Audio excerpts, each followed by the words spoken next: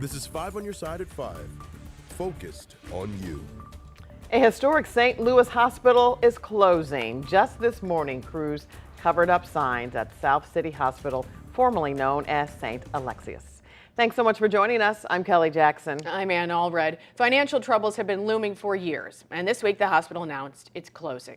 Our Justina Cornell joins us live from the century-old hospital in Dutchtown with details about the impact of this closure. Justina? Yeah, Kelly, and so earlier today we learned that the last patient moved out, and just a few hours ago we actually saw them removing the signs out front. Now, this 154-year-old hospital faced bankruptcy twice, and several lawsuits plagued its persistence to stay open. Just 2 days ago, an internal email said the financial deficit was deemed too much, and obtaining other parties was not realistic to keep the 178-bed facility open. They announced it would be transferring patients, and intake was no longer happening. Now, today was the last day of work for many employees. The alderman for this ward said this is the only emergency room in this portion of the city, and it's the only hospital in the southwest corridor. Shane Cohn is now working to find a solution. We're still looking at other options for both the facility, the site, and working on trying to put together a job fair for the impacted employees here at South City Hospital. Really trying to evaluate what partnerships can be built, what are the options available to us moving forward. Now, there is no exact date for its official closure, but like I mentioned, already today we're seeing signs get taken down and covered up. I did speak to one resident, and she tells me it's sad to see this happen. Reporting live, Justina Cornell, 5 on your side.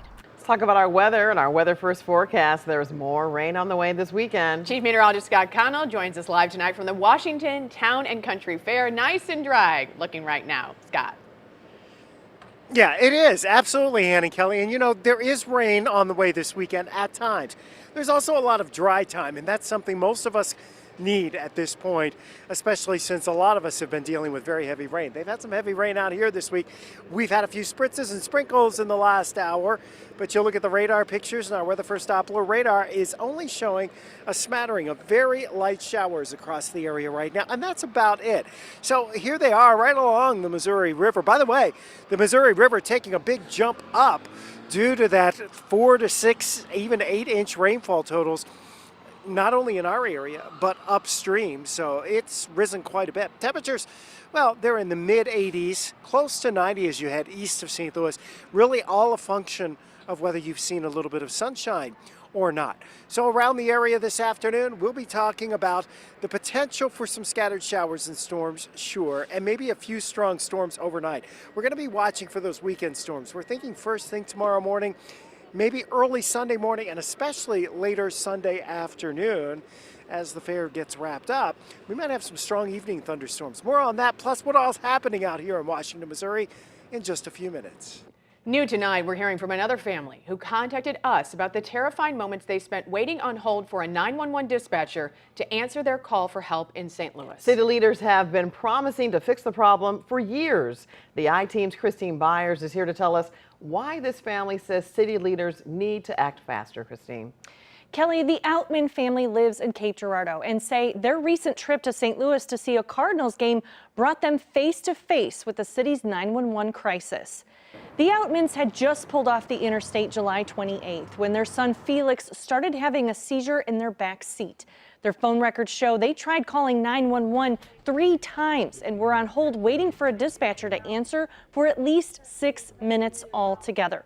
Ultimately, a sheriff's deputy called dispatch on his police radio, and EMS arrived 13 minutes after their first call. Felix survived, and his parents say they've since learned others have been stuck on hold, too.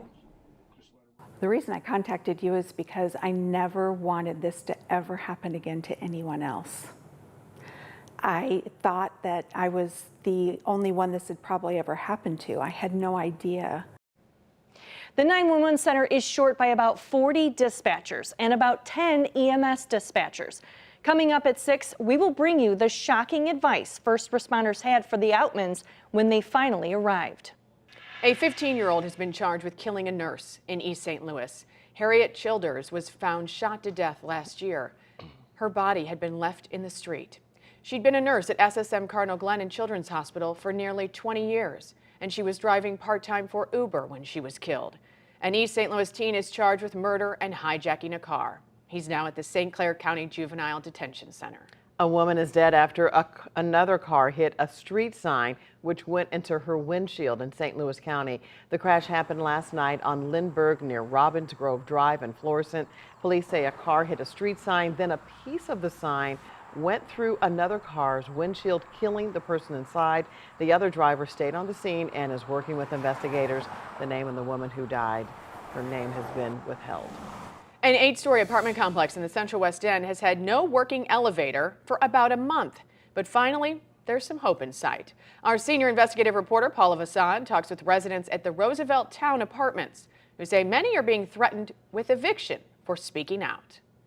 We were able to get inside for a few minutes before security told us to leave. We found one elevator finally working. Many residents didn't even know about it because they've been using the stairs for so long.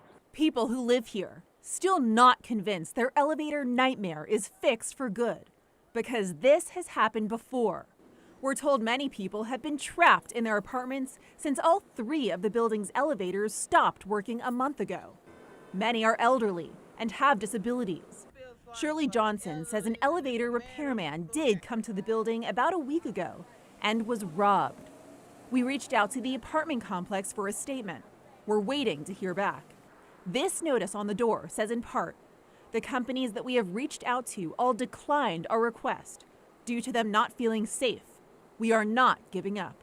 Johnson tells our I-team her neighbors have gotten eviction notices for speaking to the media, but now she feels she has nothing to lose.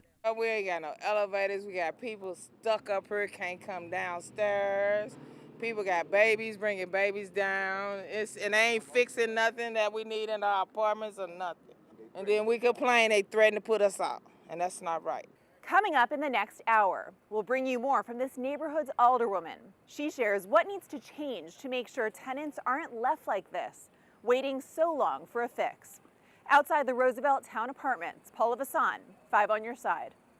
Many kids go back to school this month. The weekend is the perfect time to buy those back to school supplies. It's tax-free weekend in Missouri, and thanks to a new state law, no cities or counties can opt out. So that means it applies to all parts of our area on the Missouri side. The price you see on the tag will be the price you actually pay. There's no tax on any clothing item or shoes that are valued $100 or less. Also, computers that are valued $1,500 or less are also tax-free, as well as other computer equipment that goes with it. The deals are in person and online. And for everything you need to know about back to school season, just text the word school to 314-425-5355. An update tonight on the Gilgo Beach murders. Investigators reveal new details about another victim. A pill for postpartum depression, when the FDA could decide on providing one for the public. Is bug spray a safe option for your pets? We verify.